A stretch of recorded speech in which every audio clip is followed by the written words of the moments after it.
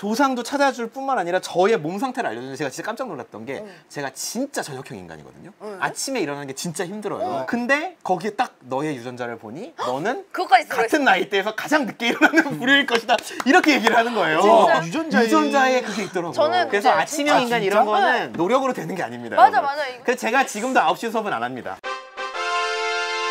인사할 시간도 많습니다. 여러분의 시간을 낭비해드릴 느리지만 쿨한 과학 랩미팅입니다. 반갑습니다, 교수님들. 노벨 화학상 해설을 해주실 부산대학교 최종모 교수님 모셨습니다. 반갑습니다. 그래서 화학학 교수님이 추천한 교수님입니다. 화학학님이 웬만하면은 자기가 할 텐데 훨씬 더 잘하는 교수님이 있다. 사실은 저희가 미리 연락을 드렸었어요. 노벨상을 수상을 하기 전에 저는 확신이 있었습니다. 100% 알파폴드가 탄다. 미리 섭외를 했죠. 오늘 알파폴드가 어떤 역할을 했는지, 얼마나 화학계에서 또는 생물학계에서 어떤 영향력을 미쳤는지 최종모 교수님과 함께 이야기를 나눠보도록 하겠습니다. 2024년 노벨 화학상은 데이빗 베이커, 스미스 하사비스 그리고 존 점퍼라고 하는 세 분께 돌아갔고요. 2분의 1의 상금은 데이빗 베이커 선생님께 그리고 4분의 1씩 스미스 하사비스 선생님과 존 점퍼 선생님께 돌아갔습니다. 사실은 저 캐리커처를 그리시는 분이 전 세계에서 노벨위원회 말고 처음으로 노벨상 수상자를 제일 먼저 아시는 분들이에요. 미리 그려야 되니까 그리는 분은 이틀의 여유를 준다고 그러더라고요. 저는 이 캐리커처를 받고 조금 안타까웠던 게 저 존 점퍼 교수님이었습니다. 세 분 다 나이대가 되게 비슷해 보이지 않나요? 저렇게 그려놓고 보면 존 점퍼 교수님은 역대 최연소 2번째예요. 아니 그러니까 85년생이시잖아요. 그러니까 사실 저보다 동생이거든요. 아니 줌을 너무 땡기죠. 이제 저 세 분은 단백질과 관련된 연구를 하셨고요. 고등학교에 강연을 한번 가가지고 이런 질문을 했습니다. 단백질하면 뭐가 떠오르나요? 이랬더니 뭐 단백질 파우더 뭐 이런 얘기들이 나오더라고요. 역시. 그러고 이제 단백질에 대한 강연을 한참 했는데 끝나고 나서 한 학생이 와가지고 교수님 제가 근육을 키우고 싶은데 어떤 파우더를 먹으면 좋은가요? 이게 물어보는 거예요. 그래서 아니 내가 하는 게 그게 아니라고 내가 1시간 동안 강연을 했는데 너의 관심사는 그것이구나. 우리가 흔히 생각하는 단백질은 이제 식품에 들어있는 단백질이고요. 근데 실제로 이 단백질이라는 것은 그냥 먹는 영양분으로서의 단백질뿐만이 아니라 우리 몸에서 여러 가지 역할을 수행을 하고요. 단백질의 역할을 좀 몇 가지 설명을 해드리면 이런 몸 안에서 로봇처럼 진짜 여러 가지 화학 반응들을 일으키게 하기도 하고요. 그리고 우리가 근육을 키울 때 또 그 단백질을 먹지 않습니까? 그런 이제 몸을 구성하는 요소로서도 사용이 되고요. 여러 가지 몸 안의 면역계 이런 데에도 작용을 하죠. 그래서 단백질이 정말 중요한 녀석이라고 할 수 있는데요. 단백질은 그럼 어떻게 생겼냐? 로봇을 조립한다고 생각을 하면 어떻게 조립을 하시겠습니까? 설명서 보고 부품들을 모아가지고 그쵸. 하나씩 조립하는 식으로 하잖아요. 근데 몸 안에선 사실 그런 눈이나 손을 갖고 있는 존재가 없으니까 조립을 할 수가 없을 것이고 단백질은 이렇게 생겼습니다. 근데 여기 이제 핵심은 뭐냐면 비즈로 이렇게 구슬이 들어가 있다는 것뿐만이 아니라 구슬의 색깔이 다 다르다는 겁니다. 맞아요. 똑같은 색깔로 우리가 비즈 목걸이를 만들 수도 있지만 이제 색깔을 다르게 할 수 있듯이 단백질은 여러 가지 구슬 같이 생긴 애들이 연결되어 있는 긴 사슬과 같다. 이렇게 일단 생각하시면 좋을 것 같습니다.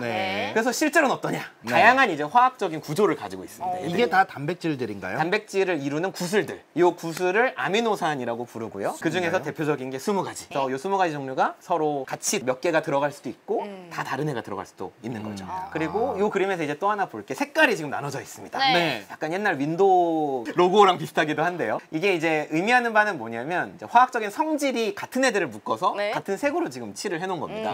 성질이라는 건 무슨 얘기냐면 얘들 사이에 서로 잡아당기거나 밀치거나 하는 그런 성질이 있어요. 이런 이제 성질을 이용을 해서 서로 이제 구슬들이 쭉 끼어져 있는 애들이 서로 잡아당기는 애들은 잡아당기고 미는 애들은 밀어서 어떤 구조를 만들게 됩니다. 긴 끈과 같은 애가 서로 차곡차곡 쌓여져서 제일 오른쪽에 있는 단단한 덩어리를 만드는 게 보이시죠? 자연적으로 그렇게 되는 거죠? 네, 그렇죠. 그러니까 이게 굉장히 신기한 현상이었던 게요. 처음에는 이걸 담당하는 무언가 몸 안에 분자가 있을 것이다. 접어주는 애가 있을 것이다. 근데 얘가 알고 보니까 그런 게 그냥 아니고. 혼자서 접히더라. 이게 이제 굉장히 신기한 부분이었습니다. 그럼 얘가 어떻게 자연적으로 이렇게 되냐? 그리고 더 궁금한 거 하나가 자연적이라고 하면 매번 접을 때마다 똑같은 구조가 나오냐? 그래서 사실 이제 80년대, 90년대에 과학자들이 이 문제를 이제 해결을 하고 싶었습니다. 원리가 뭐냐? 그래서 이제 90년대에 이제 사람들이 찾은 게 이런 그림입니다. 산하고 계곡처럼 생겨 있고. 네네네. 요걸 이제 우리가 흔히 뭐라고 얘기하냐면 전경이라고 합니다. 전경이라는 게 산 위에 올라가서 딱 보면 이제 산도 보이고 골짜기도 그렇죠. 보이잖아요. 그 전경, 영어로 랜드스케이프라고 에너지들이 네. 어디는 높고 어디는 낮은 거를 표시해 놓은 전경이다. 이렇게 네. 얘기를 합니다. 근데 그 전경이 그냥 산과 계곡이 막 펼쳐져 있는 게 아니고 잘 보시면 하나의 깊은 계곡이 있습니다. 중앙에. 저기가 에너지가 가장 낮은 애가 있는 애예요. 얘가 접혀서 만들어져야 되는 구조가 혼자만 에너지가 엄청 낮은 거예요. 그렇게 되면 딴 데를 갔다가도 안정한 데로 얘는 가야 되니까 네. 결국은 다 이 정답을 찾아가더라고요. 흘러 이제 그렇죠, 결국에는 그렇죠. 이 구조 저 구조를 가지면서 에너지를 탐색을 하다가 결국에는. 정답으로 그렇죠. 또로록. 그래서 요거를 이제 우리가 깔때기 모형이라고 불러요. 90년대의 단백질 분야의 가장 큰 성취 중에 하나라고 할 수 있겠습니다. 꼬다리에 단백질 걸리면 못 내려가는 거 아님? 있습니다. 일어나는 현상이고요. 오. 그래서 병 같은 것도 생긴다라는 것이 알려져 있고요. 그래서 몸 안에는 저런 데 걸린 애들을 처리해주는 로봇이 또 있습니다. 샤페론이라고 부르는데요. 그래서 얘가 돌아다니면서 꼬다리에 걸린 애들을 찾아가지고 또 바닥으로 보내주는 걸 하고요. 자, 그래서 여기서 So what? 이라는 질문을 할 수 있습니다. 제가 예전에 미국에서 공부할 때 학회를 한번 갔는데요. 네. 단백질 접힌 문제는 풀렸는가? 라는 어그로성 제목을 끌고 어떤 교수님께서 이제 강의를 하시더라고요. 야, 그래? 그분은 유튜버를 하셨어요. 저희 학교 교수님은 아니었고 단백질 접힘을 하는 사람들이 모인 학회입니다. 그러니까 찐 고인물들만 모인 학회인데 그래서 이제 이분이 뭐라고 하시냐? 풀렸기도 하고 안 풀렸기도 하다. 이런 뻔한 역시. 얘기를. 그렇다는 것은 우리는 왜 이런 식으로 접힘이 일어나는지는 안다. 어. 그러니까 하나의 구조가 겁나 안정한 에너지를 가지면 얘가 이제 계속 나온다. 근데 너한테 내가 단백질 서열을 쭉 둘다 구슬이 요렇게 있으니 얘가 어떤 구조를 만들지 맞춰봐 라고 하면 아직 우리는 그걸 못 맞춘다. 헤모글로빈이라고 하는 분자가 있습니다. 굉장히 이제 많은 수의 원자들로 구성이 되어 있는데 왼쪽에 있는 것은 일반적인 모습을 보여드리고 있고요. 네. 오른쪽에 있는 건 그 헤모글로빈의 작동 원리입니다. 헤모글로빈은 몸 안에서 혈액 속을 돌아다니면서 적혈구가 네. 산소를 운반하잖아요. 그 산소가 달라붙는 역할을 하는 분자가 되겠습니다. 오목하게 이렇게 파져 있죠. 오른쪽에 보시면 제가 움찔하면서 하늘색 뭔가가 붙었다 떨어졌다 네, 는 게 네, 보일 네. 건데 제가 산소예요. 빨간색으로 지금 표시되어 있는 영역에 가서 붙고 떨어지고 하는 겁니다. 네. 자, 왜 우리가 서열을 가지고 구조를 아는 게 중요하냐? 단백질 분자들이 몸에서 일을 하려면 구조를 가지고 일을 한단 말이죠. 산소를 붙이고 떨어뜨리려면 여기에 구조가 정확해야 돼요. 만약 얘가 삐뚤어 붙어 있다. 그럼 산소가 가서 붙을 수가 없어요. 그러면 아무짝에도 쓸모가 없는 분자거든요. 그래서 삐꾸 단백질은 만들어봐야 소용이 없기 때문에 정확히 구조를 아는 것이 삐꾸라는 말 참 중요하게 오랜만에 됩니다. 듣는 이렇게 제가 수업 시간에 즐겨 쓰는 용어인데 학생들이 거리감을 많이 느끼겠네요. 이제. 그래서 단백질 연구하는 사람들이 다 생각하는 게 있습니다. 서열이 있으면 그 서열이 하나의 정답 구조를 만들어내고 그 다음에 이 구조가 이 분자 구조의 기능을 수행하게 된다. 얘가 아까 보여드렸던 헤모글로빈을 목걸이형으로 지금 보여드리는 거예요. 알파벳이 지금 한 글자씩 들어있는 게 서로 다른 구슬. 위에 있는 목걸이는 원래 헤모글로빈이고요. 네. 밑에 있는 목걸이는 6번째 자리의 구슬이 E라고 돼 있는 그 구슬 대신에 V라는 구슬로 네. 바뀌어 있죠. 잘못 꿰질 때가 있거든요. 그럼 어떤 일이 벌어지는지 보시겠습니다. 일단은 구조는 별로 안 바뀝니다. 저기 왼쪽에 있는 게 정상적인 네. 헤모글로빈이고 오른쪽에 있는 게 바뀐 놈인데 모양은 거의 비슷하고요. 색깔이 좀 다르죠. 네. 색깔이 의미하는 바는 그 부분이 가지는 화학적인 성질이 달라졌다. 근데 저게 이제 어떤 일이 벌어지냐면 네. 저기 보이시는 저 녹색 부분이 그 바뀐 부분입니다. 제가 옆에 있는 헤모글로빈 분자랑 붙을 수 있게 만들어줘요. 붙고 해서 큰 덩어리를 만들게 됩니다. 이게 세포 사진인데요. 네. 적혈구 세포들이 헤모글로빈을 가지고 있는데 네. 원래 적혈구는 아까 동그란 도넛 모양이라고 하셨습니다. 맞아요, 근데 맞아요. 저기 화살표로 표시된 놈도 적혈구인데요. 초승달. 초승달처럼 초승달처럼. 생겼죠. 제가 어떻게 된 거냐면 헤모글로빈 분자들이 막 붙으면서 쫙 길쭉한 죽창같이 모양이 생긴 거예요. 그 세포 안에서 죽창이 쫙 삐죽해지니까 더 이상 동그란 모양을 유지하지 못하고 길쭉한 모양이 돼버리는 거예요. 쟤들이 혈액속을 굴러다니다가 걸립니다. 혈관에 이제 판막이라고 하는 군데군데 구조물들도 있잖아요. 제가 이제 저런 바나나 모양이 돼버리면 가다가 걸려요. 걸린데 또 걸리면 이제 고속도로 교통체증처럼 거기에 이제 적혈구들이 쌓이는 거죠. 피를 배달하고 운반하는 게 효율이 확 떨어지겠죠. 네. 그래서 빈혈이 옵니다. 그래서 이것을 낫형 적혈구 빈혈이라고 얘기를 합니다. 자, 위에 보시면 그래서 서열이 있고요. 그걸로 이제 구조를 알아내는 게 중요하다. 왜냐면 서열에서 어딘가가 이상한 게 들어가면 구조가 바뀌거나 아니면 기능도? 구조가 바뀌지 않더라도 기능이 바뀔 수가 있는 거죠. 네. 그러면 유전병 같은 것을 이제 알아낸다던가 혹은 이 사람이 이제 병에 걸렸을 때 원인을 찾아낸다던가 그럴 수 네. 있겠네요. 그런데 이제 유용하게 사용이 될 수 있을 겁니다. 그런데 원래는 서열을 알아내는 것도 엄청 어려운 일이었고 네. 그리고 구조를 알아내는 것도 엄청 어려운 일이었어요. 네. 돈과 인력이 엄청 갈려 들어가는 일이었어요. 아. 그런데 이 서열을 알아내는 게 게놈 프로젝트 혹은 지놈 프로젝트라고 그것도 되게 옛날에 알고 계시는 걸 보니 기억이 참 지놈 프로젝트라는 게 사람 몸에 있는 말하자면 단백질 서열을 다 알아내보자 라는 그런 프로젝트였습니다. 그 당시에는 막 미국에서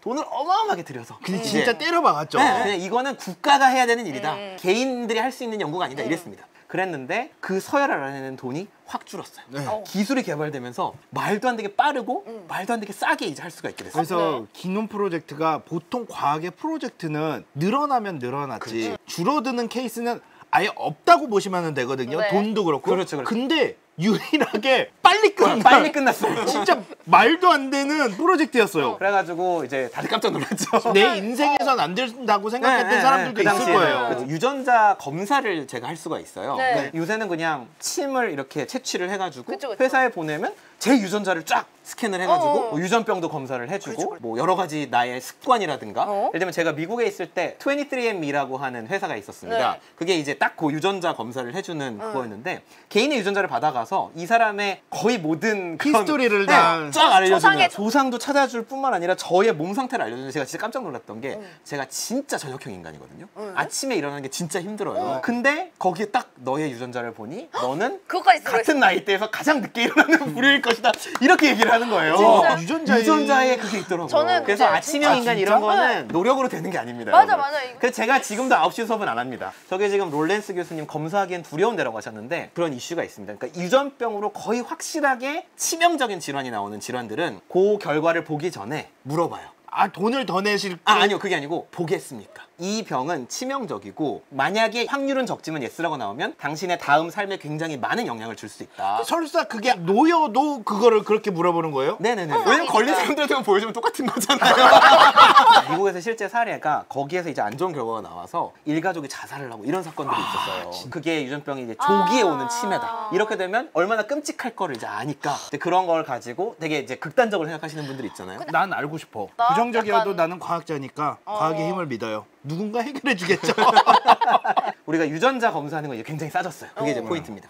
근데 구조를 실험적으로 결정하는 건 여전히 굉장히 어려운 일입니다. 제가 공부하던 시절에, 그러니까 학부 때나 대학원생 때도 구조를 푸는 연구를 하게 되면 대학원 기간이 플러스 운 나쁘면 2년, 3년. 그리고 했는데 논문이 하나도 안 나올 수도 있다. 그렇죠. 왜냐면 풀지를 못했는데 어떻게 논문이 나? 지금도 근데 크게 상황이 달라지지가 다르지는 않았습니다. 그래서 되게 이제 슬픈 얘기고요. 돈도 많이 들고 이제 힘든 일이고요. 그래서 위에 줄은 이제 많이 쉬워졌고 그래서 많은 우리에게 서열이 알려졌고요. 근데 밑에 줄은 그 많은 서열 정보에 비해서 구조는 아직 그렇게 많이까지는 알려져 있지 않습니다. 그래서 이 구조를 알아내기 위해서 수많은 노력들을 지금까지 인류가 해왔습니다. 노벨 화학상이 어마어마하게 나왔습니다. 생체 분자의 구조를 풀어내는 방법. 네. 제가 이걸 설명하면 이제 또 오늘 집에 못 가기 때문에 그냥 이름만 X선 결정학, 핵작용 운명 분광학 이런 게 전통적으로 네. 계속해서 써오던 방법이고 최근에 2017년에 저온전자 현미경이라는 새로운 방법이 이제 발견이 돼서 노벨상을 받았습니다. 네. 근데 다들 돈과 시간이 굉장히 많이 필요한 방법이고요. 여전히 그렇습니다. 그래서 요걸 이제 쉽게 해보자. 실험을 안 하고 할 수 있을까? 컴퓨터 똑똑한데 컴퓨터한테 맡겨보자. 계산 구조 생물학을 하는 연구팀들이 있습니다. 네. 다 조금씩 방법이 다르겠죠. 80년대부터 사람들이 쭉 해왔습니다.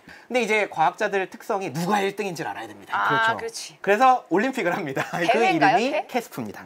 1994년에 1회 대회를 시작을 했고 올림픽은 몇 년마다 하죠? 4년마다. 4년마다 하죠. 얘는 2년마다. 연구는 원래 하던 대로 합니다.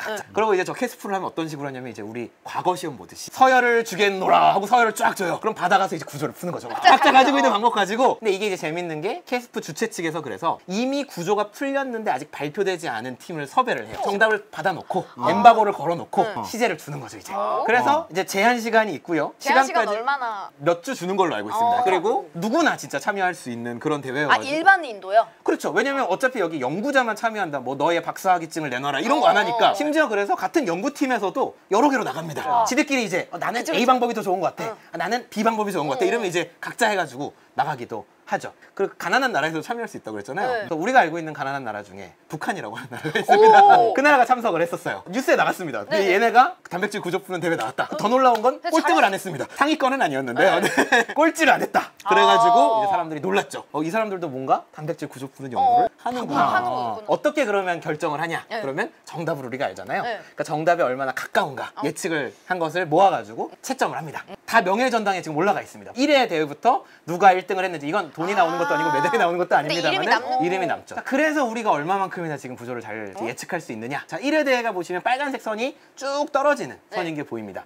이게 뭐냐면 제일 왼쪽에 있는 선이 나타내는 게 쉬운 문제, 그리고 그 다음에 있는 게 중간 난이도, 그리고 가장 오른쪽에 있는 게 가장 어려운 난이도라고 보시면 되고요. 숫자가 동그라미 안에 써 있는 게 보일 겁니다. 정답에 가까운 애들의 72점. 퍼센트 정도로 생각하시면 됩니다. 쉬운 문제 72점 받았고, 중간 문제 49점 받았고, 어려운 문제 26점 받았다. 1등 한 애가 10년이 지났더니 올라갔고, 10년이 지났더니 또 올라갔고, 2년이 지났더니 이렇게 올라갔다. 근데 계속해도 별로 그렇게 많이 올라가지 않습니다. 그러니까 저게 우리가 기대하기로는 90점 이상이 돼야지 쓸만하다라고 생각을 하거든요. 쉬운 문제도 90점을 81점. 못 넘었습니다. 이 시절에는 이제 사람들이, 특히 실험하시는 분들이 예측하는 거 무슨 소용이냐. 그럼 우리가 결국 실험을 해야지만 알 수 있는 거 아니냐. 근데 여기서 무림의 고수가 나오는군요. 그렇지. 데이빗 베이커 선생님 얘기를 네. 여기서 한번 해보겠습니다. 1998년에 출사표를 던집니다. 이분이 이제 노벨상 받으신 분 중에 아까 50% 지분을 가져가신 교수님이었는데요. 90년대에 자신이 이제 교수로 이제 연구를 시작을 하시는데요. 재밌는 에피소드가 있습니다. 이 교수님이 원래 단백질 접힘을 자기가 풀어보고 싶다 생각을 한 거예요. 이분이 이제 하버드에서 학부를 나오셨거든요. 근데 이제 베이커 교수님이 학부생 때 수업을 듣는데 교수님이 니들 하고 싶은 거 가지고 기말 프로젝트를 해라. 어린 베이커 선생님이 이 단백질 접힘을 해보고 싶습니다.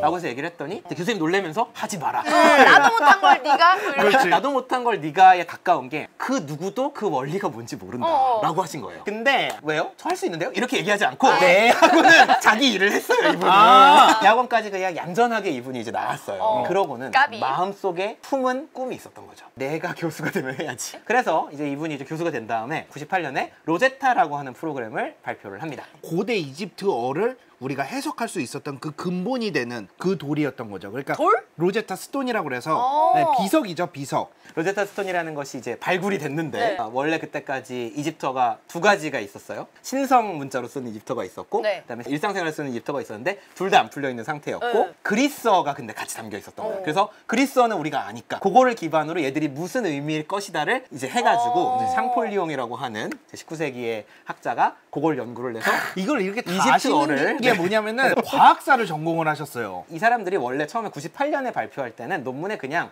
프로그램 이러고 발표를 했어요. 이제 논문을 쓰려니까 이름이 없으니까 좀 그렇잖아요. 간지나는 이름을 이제 생각을 하신 거죠. 이게 서열이라는 게 일종의 언어라고 생각을 한 겁니다. 해석할 구조라는 수 언어를 있겠죠. 번역하는 그 원리를 우리가 이 툴을 통해서 하겠다. 근데 이 연구하는 사람으로서는 좀 짜증나는 게 로제타 검색하면 이 프로그램이 안 나와요. 이래서.